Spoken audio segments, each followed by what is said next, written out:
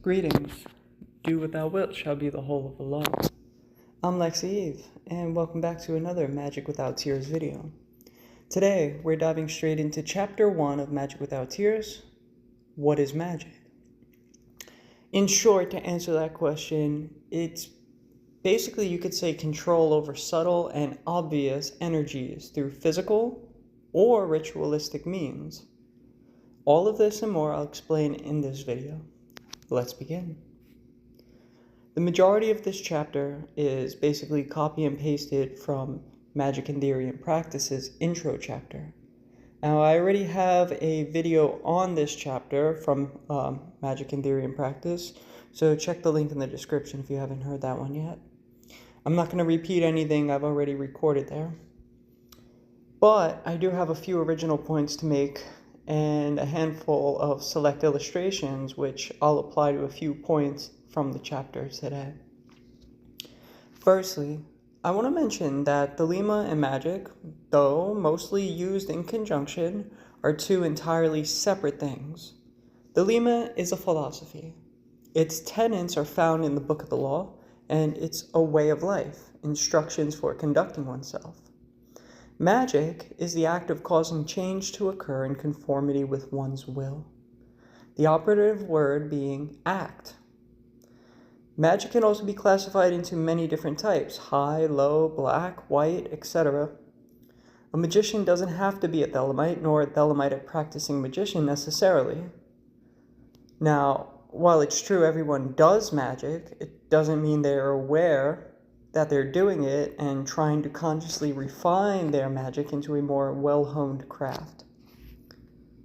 To attempt to become better at magic is, in my opinion, what makes a person a magician as opposed to a layman who happens to do magic in their daily life, because there's no avoiding doing it, as we're going to discuss momentarily. Also, the Thelema, used as a roadmap for conducting oneself, is a penultimate guideline for using magic effectively, safely, ethically. So again, Thelema and Magic are used in conjunction, but they're two separate things. You could be a magician and not a Thelemite, or you could be a Thelemite and a magician, all right? And vice versa, either way. Also, let me mention, it's a pet peeve of mine. This is completely separate, but it's a pet peeve when I hear people call Thelema a system. Thelema itself is not a system. AA is a system. AA has a step-by-step instructional method of how to achieve attainment of various degrees with work at every stage to help uplift the person towards attainment. Thelema, again, is just a philosophy to live by and has no beginning nor end, just tenets. It has little, if any, work outlined and no method of attainment, nor a work structure necessarily. There's some instructions in the Book of the Law, but it's, not a system that's going to guide you on how to actually apply what's in the Book of the Law. There's no system in place.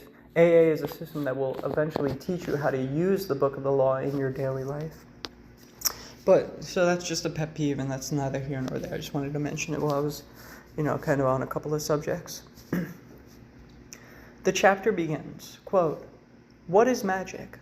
Why should anyone study and practice it?" End quote. Now, he answered the first question with his definition of magic. Quote, "Magic is the science and art of causing change to occur in conformity with will." End quote. Very good. So, we have a basis to work upon. Magic is a science which requires posing a question, studying, hypothesis, experiment, observation, and finally a conclusion based on all of those previous things. In order for your conclusion to be considered factual, your experiment's results must be repeatable. That's the method of science. But why should we then practice magic? Well, to begin, everyone, even to a minor degree, all do magic each and every day. We have wants, needs, desires, and we do things to meet the goals of fulfilling these. We live in a world of energy and forces. Magic allows us to not only understand these energies and forces, but to begin to work with them, manipulate them, and apply leverage to them, so that the matter which conceals these energies does what we need it to do. A person not aware of the wind may do any number of things that the wind messes up. They are no better than a leaf in a hurricane. But a person who understands wind can harness it in various ways. Currently, wind helps power our electronics. It can help or hinder us when we are aiming something thrown in the wind. It can move small boats. If one needs to travel to the other side of a body of water, they need to understand the wind. It won't do to set sail with the wind pushing opposite of the way you need to go if you're in a sailboat. Well, with magic, it's much the same thing. If you need to do something, you had better understand the potential outcomes and calamities involved in doing whatever that thing is. Besides that, Crowley writes in many of his texts, one cannot help but do magic, so you had better be good at it. Ultimately, everything one does with an intended outcome is an act of magic. The very first theorem about magic in this chapter states exactly that, quote, every intentional act is a magical act, end quote. Every thought, word, and deed. To be bad at magic is probably the greatest calamity of our time, and in my observations, the reason our society is in such a hard decline in so many ways. Too many people are doing what they think will bring them the most recognition or monetary gain, when all the while they should be doing something completely different based on their nature. There are also factors or ethics to take into account. One doing their will is going to take into account how their actions negatively impact the world, ecosystem, animal kingdom, and human society. Lacking this moral compass, people are prone to make decisions for instant gratification, when really all they're doing is hurting themselves, stunting their progress, and ill-affecting that which is around them. Everyone has a will in any given situation, and an overarching will that their life should be dedicated towards, true will. Failure to discover and do that often leads to dissatisfaction and any number of character defects, and karma, and a continuation of their samsara, their journey through birth, life, death, rebirth, on and on. Well, to break such cycles, one needs to understand the universe and existence for what they are, and then act accordingly. Magic helps to do all of that and goes far beyond. So let's use a few other theorems to give some further guidance. Theorem 2, quote, every successful act has conformed to the postulate, end quote. And the postulate written in this chapter, just prior, states, quote, any required change may be affected by application of the proper kind of degree of force in the proper manner, through the proper medium, to the proper object, end quote. Essentially, we are bound to physical laws of the world based on our current scientific understanding. If something is within the realm of possibilities, it can be done in some way, no matter how difficult. But I must stress, be careful of everything you do. Once done, it cannot be undone. Therefore, the key is to know thyself and act with absolute surety. In the worst case, you miscalculate a desired outcome or misinterpret what your will is, and you do something. Well, you may hurt yourself physically or emotionally. In this worst case scenario, take it as a learning lesson and allow the experience to change you so that you do not repeat a mistake and waste your limited time. Here's an extreme and perhaps silly example, but I think it makes a point. Say it's fall time and your will is to rake the leaves in your yard. But say you're a child, so being young, you've never done it before. You attempt to learn how to do so by stepping on the head and tines of the rake so that the handle shaft comes off the ground and smacks you in the face. Bam! After all, Theorem 3 states, quote, every failure proves that one or more requirements of the postulate has not been fulfilled, end quote. So you applied leverage, literally in this example, to the wrong place of the rake, and you have not gotten the leaves out of your yard. Instead, you've gotten a black eye. For the person who was smacked in the face with the rake, though it hurts, and they may be embarrassed by the situation, they shouldn't let that dissuade them from learning how to do their will, in this case, to rake, and then using the learned knowledge and new experiences to make another attempt to do their will. See, in society, this is probably a great example if you apply it. How many people debase themselves every day for trivial and impermanent gains, mostly paper currency and power, when really they should have never been in charge, or never gone into a specific career field, or never interacted with a certain person or group of people, or etc., etc. They will humiliate themselves and do all sorts of karmically damaging things. They end up being no better than a trained monkey that will dance for the next peanut, no matter how their actions hurt others or stunt their own progress. That's them stepping on the rake, only they have learned it hurts, and instead of being at least a decent magician and trying something different, they continue to step on the rake again and again, because each time they do, someone throws them another peanut. They literally condition themselves to be worse and worse. So as long as it gets them another smidgen of instant gratification, they're going to continue that action. Now, it may be someone's will to slap themselves with the rake 1,000 times, simply because they are so blockheaded that there is no other way they will surpass their current ordeal than to literally break their blockhead. That's for the individual to determine for themselves. All I'm saying here is that once you learn something is bad for you based on your nature, it's time to try something new. From here, I'm going to go off script and pick a few theorems to speak on off the cuff. Then I'll close with a few statements based on Crowley's closing paragraphs of the chapter. Theorem 4. Quote, "The first requisite for causing any change is through qualitative and quantitative understanding of the condition." End quote. Qualitative, so the quality of the situation, and quantitative, meaning how many factors are involved here. Now you have to apply this to every single intentional act that you make. Say you're doing ritual, it doesn't help to, I hate money spells because it's like most people should not be doing that at that particular moment. It's based on the lowest base desires and wants.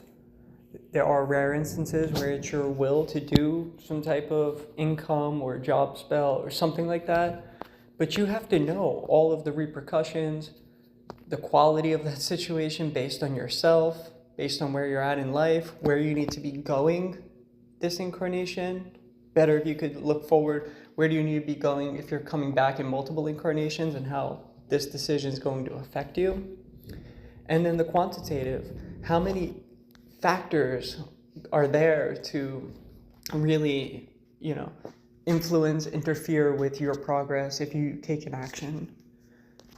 I like speaking on being trans and using that as an example of my magic, because it's a very physical thing that people can see.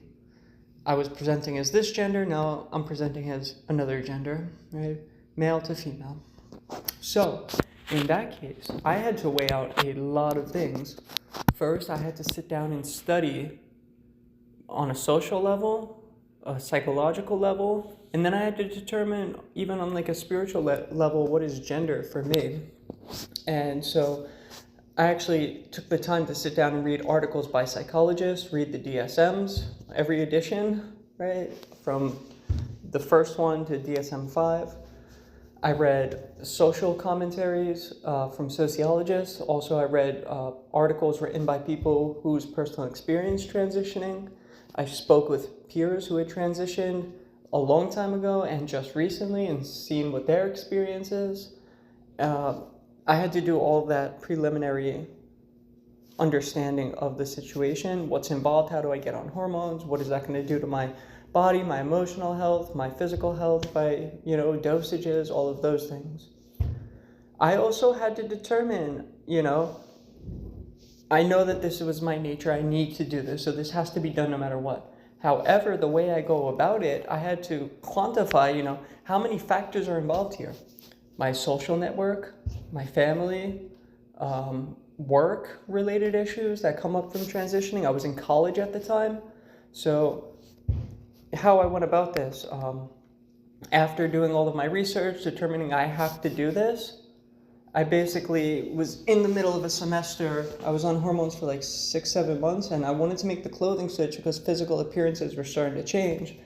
But for myself, I didn't want to deal with the discomforts and embarrassment, I guess you could say at the time, of making a clothing switch in the middle of a semester where people had seen me a particular way, dressing a certain way, and if I came into the classroom the next day, I would not have at the time been able to deal with that clothing switch presenting as my most authentic self. It would have been, at the time, too humiliating. I couldn't deal with that.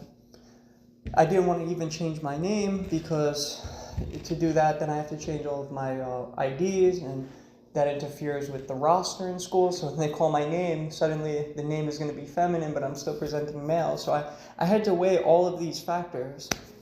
And so I ended up determining I'm going to wait until this semester of school is over. And I set up my appointment through the courts and with lawyers to legally change my name. I had been on hormones about 9 or 10 months when I made the clothing switch. It was during like winter recess in college. And then I could continue college moving forward as a whole brand new person. And then I had to deal with family factors. I had to deal with social factors. I determined based on, talking to peers, especially somebody who transitioned like 25, 30, 35 years ago now.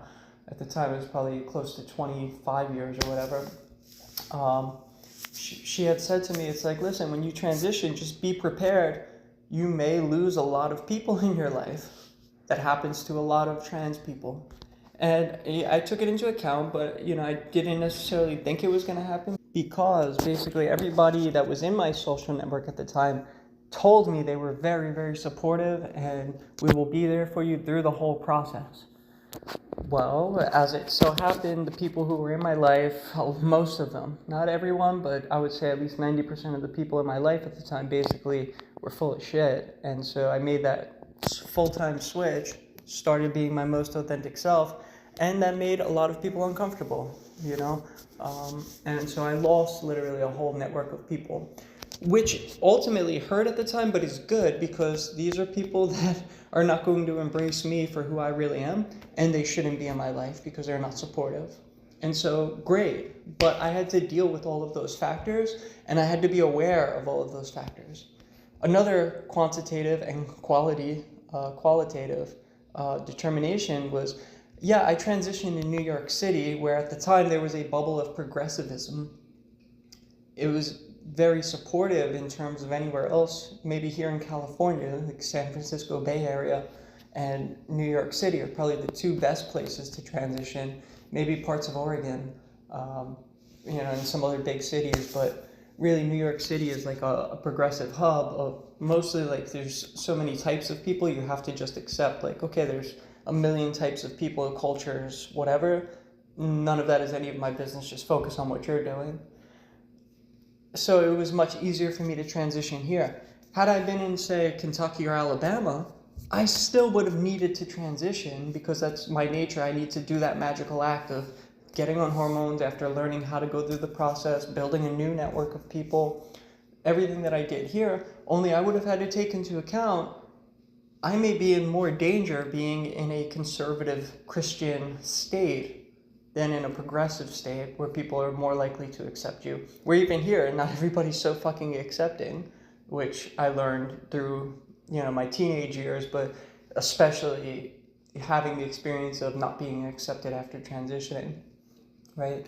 So being in Alabama, I still would have needed to transition, but in doing that magical act, I would have had to take into account what type of physical danger am I in and how could I best protect myself, insulate myself from those dangers, from people around me in that red Christian state where you're more likely to be attacked or hurt because you're trans. So whatever it is your will is in any situation, whether it's a big life-changing upheaval thing or something small intention, everyday acts of intention, it's still important to know what factors are at play. Internally, externally, all across the board. I'll continue with this in a second. Theorems 6 and 7. Quote, Every man and every woman is a star. That is to say, every human being is intrinsically an independent individual with their own proper character and proper motion. Every man and every woman has a course depending partly on the self and partly on the environment, which is natural and necessary for each. Anyone who is forced from their own course, either through not understanding themselves or through external opposition, comes into conflict with the order of the universe and suffers accordingly. End quote. We're all born with karma. There is an aspect of predestination, but that predestination is based upon your actions. You take an action, something is going to happen. Whatever that is, you can't change once it happens, right? But you have to know who you are, what your will is in any situation, whether it's interacting with other people, whether it's I need to study a specific topic, whether it's I need to do a specific ritual, I need to join a specific order or group. You have to know what your will is. And so you have to follow that orbit as a star. You can't ever deviate from that orbit because you're going to go through whatever you set up from the past, whatever past actions you've taken affect where you are right at this moment karmically. So to try to avoid the repercussions of your actions is going to create a split in your will and your wants, and it's going to drive you into chaos. You're going to come into conflict with the order of the universe. Also, if you're not acting based on your nature, you're going to come into conflict with the universe. So it's partly environmental, so not everybody is doing their will. So even when you're doing your will, people may crash right into you, right? I'm doing my will transitioning. However, if I'm in Alabama, there's a good chance somebody is not accepting of that, not minding their own business, not living up to Liber Oz, and they may crash into me by attacking me in Alabama or some shit, you know? And so regardless of that, I still have to do my will, and I still have to grant them the right to do their will. Their small will may have been to attack me, but their true will may have been to not attack me. And so they're going to have to deal with that karma, just as I'm dealing with that karma based on my action of transitioning in that place. Make sense? Theorem 9. A man who is doing their true will has the inertia of the universe to assist them. End quote. I hate the gender masculine terminology used in Crowley's English. Sometimes I change it. So here's an example of using my transitioning, right? And just again, this is very visible, and this is just my life experience, so I could speak on it experientially as opposed to theoretically. I've lived the Lima for many years. I've been doing this for many years. So I'm just sharing my experience. You could take the core of what I'm saying and apply it to any situation, hopefully. I transition. I make that clothing switch in college. I'm starting my new semester. Well, my process didn't stop with just hormones. I wanted top surgery and bottom surgery. At the very least, bottom surgery because genitalia, sex parts were not correct anatomically with my gender expression, my identity, my true nature. So determining that I need at least 1 or 2 surgeries, that's another life-changing upheaval event, right, that I had to contend with. Okay, I go through the process already of studying what is it like to actually go through these surgeries, the healing time, talking to people, I get all the background information. Quantitative is how am I going to pay for this?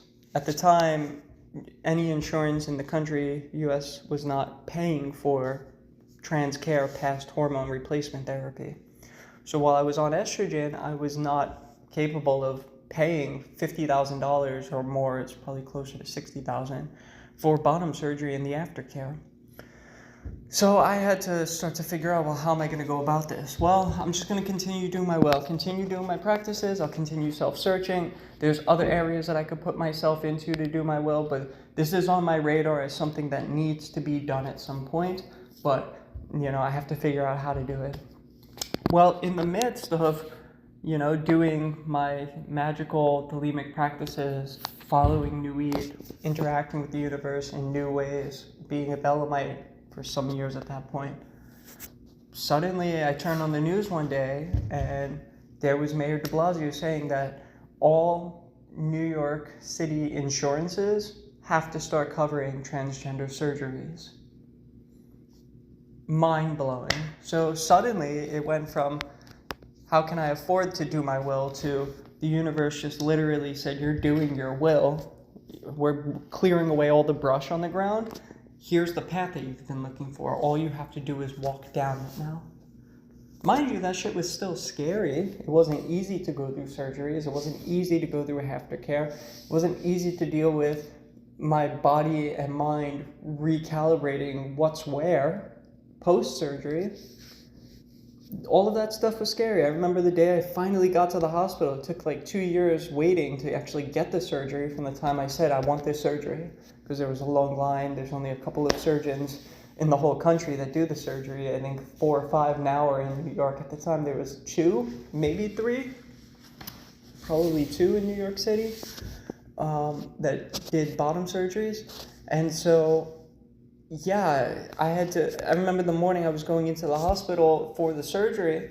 We were walking down a hallway with the surgeon and with the anesthesiologist, and I was freaking out. Like, I've never been under before.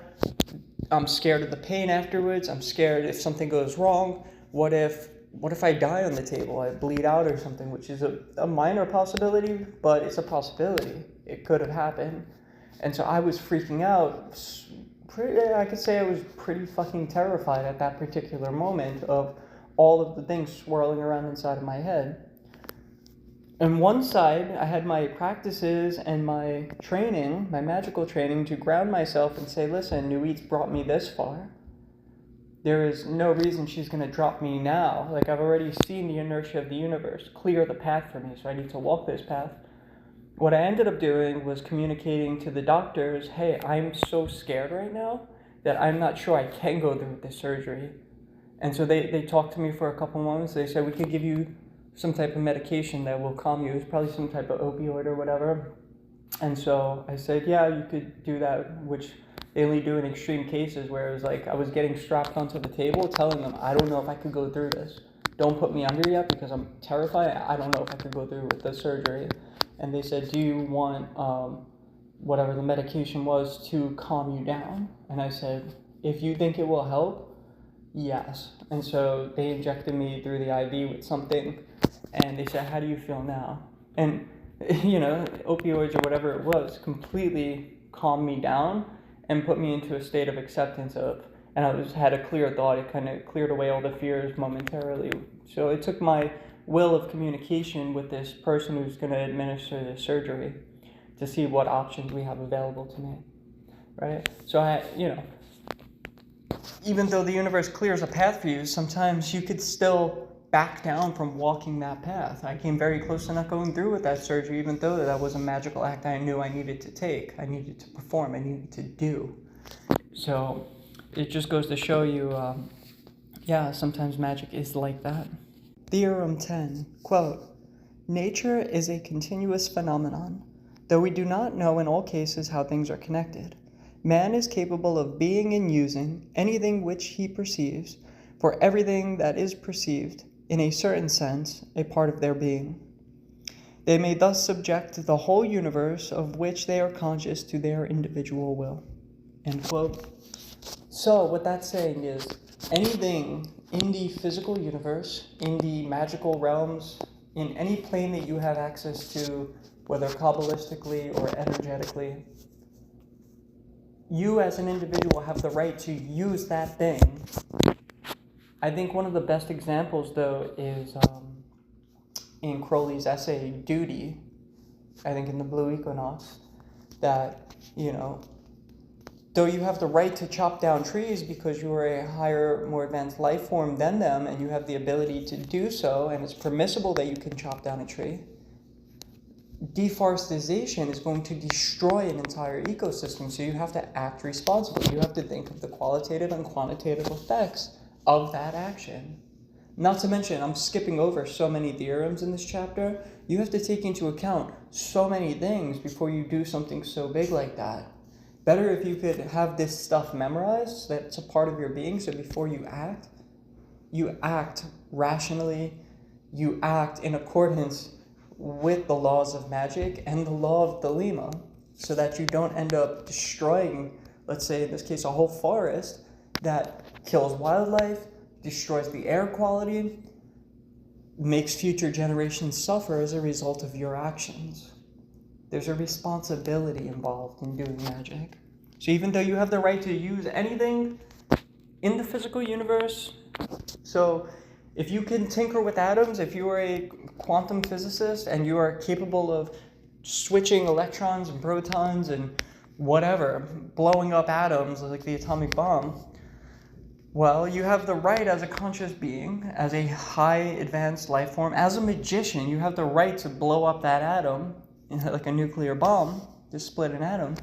However, you need to know what the result of doing that is. You have to know what the consequences of your actions are. So it's just always be responsible with magic. So from Theorem 10, now let's jump to the end of this section. Theorem 28, quote, "Every person has a right to fulfill their own will without being afraid that it may interfere with that of others. For if they are on their proper path, it is the fault of others if they interfere with them," end quote. So once you are 100% confident that something is your will, you need to do that thing. Even if you're 50-50, it's better to act and fix later than probably to not act at all in most cases. There are some cases where maybe you should hit the pause button. But if you feel it, especially if you're looking for what your will is, you're going to make a mess because it's experiential and you need to try new things to discover what's that new path for you. So even if your will, let's say your will was to build that atomic bomb or something, right? Well, that's going to affect a lot of people, but if it was 100% your will, you need to act confidently and build that thing, regardless of how it's going to interfere with others. If somebody gets hurt as a result, it's because their will wasn't, or other people's wills weren't aligned with their true will at that particular moment. And so people get hurt.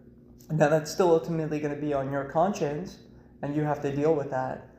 However, you need to still do that thing, right? For instance, being trans, it's just easy because of my experience, so I could talk on it kind of easier off the cuff. I knew it was going to hurt some of my family members. Does that mean I should not do it to save them emotional pain? No, I need to still transition. And if they don't like it, that's them not doing their will and accepting Libras and trying to interfere with my life process. They're not allowed to do that in my thelemic practice. I need to still transition regardless of the fact that that may hurt them inadvertently because they don't know how to deal with me being trans. And that happened with my mother, it happened with my father. And that's not my problem, that's not my fault. That's me doing the right thing, thelemically, magically, for myself. That's me living my true will. That's me manifesting my true nature.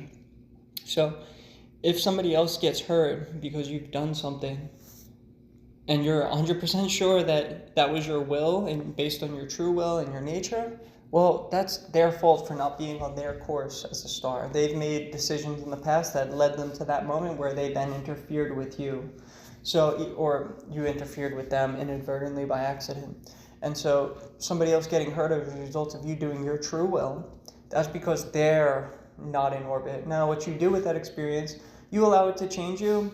You know, we're all still evolving. The universe is constantly changing. It's evolving. And so you just absorb the experience, analyze it, put it in the magical diary, come back to it later if you're not 100% certain on what to make of it. And there you go. Keep doing your will. So it's very simple in that sense. But sometimes people get hurt because somebody's not doing their will. So you need to do your will regardless of how that's going to affect other people. Because if they're doing their will, your will is not going to affect theirs.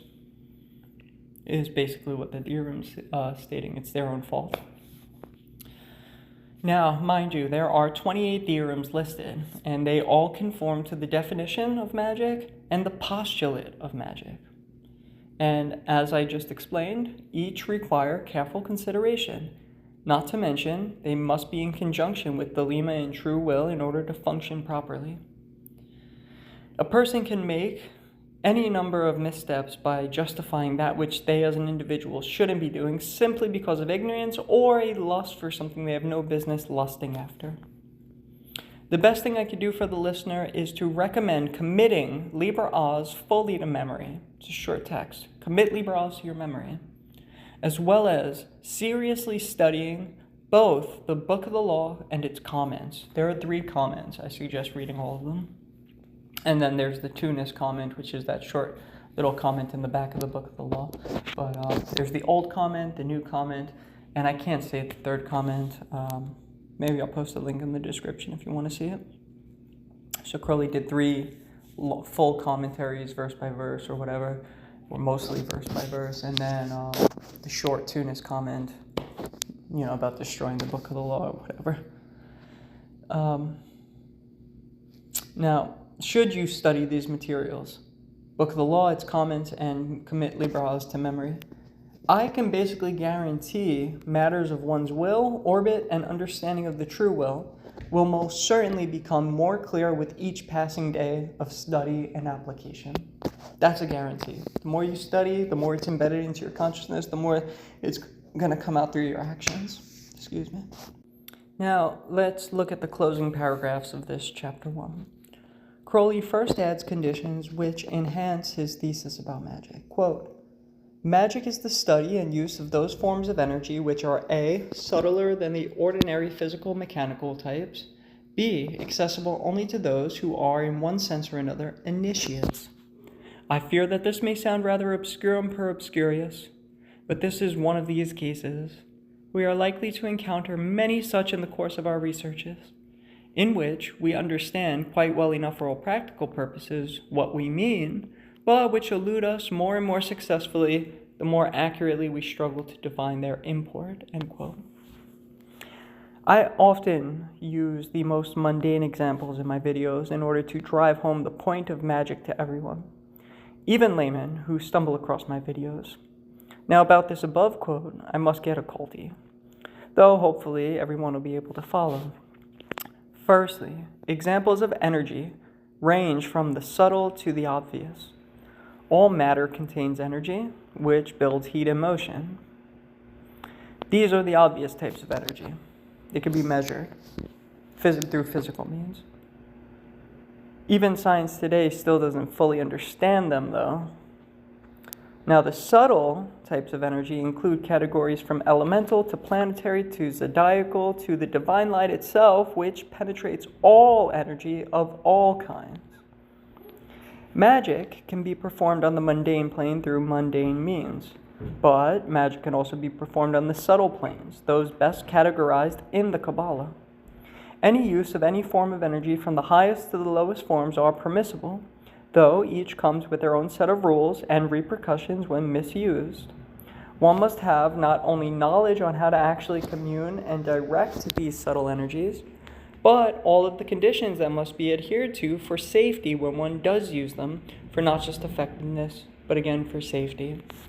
Those are the types of energy he mentioned in the above quote. But next he says that these energies are truly only accessible to initiates. How and why? Initiation comes in many forms across many traditions. Now, in terms of Thelema, there are, I would say, 3 main types of initiation. The post-Masonic type into a fraternity, the AA type under direct guidance of an instructor the initiate will work under in all matters occult moving forward, and the third is by life itself. The first is perhaps the most sought among Thelemites. Many people like to be amongst like-minded individuals and join an order or fraternity which can firstly give some guidance, but more importantly, administer initiation directly and quickly. These initiation rituals unlock various internal energy centers if done correctly, and if the initiator is worth their salt, bestow upon the initiate some direct administration of the divine light. The problem with many of these orders is that they do not have mandatory follow-up work, and while initiation starts the journey, much like a key initiates an engine, these type of orders tend to not mandate the work that comes after necessary for the engine to move the car, nor provide a roadmap which the initiate can use to go to their destination. The second type, which is direct initiation under a teacher, is in my opinion the absolute best and mandatory for all magicians.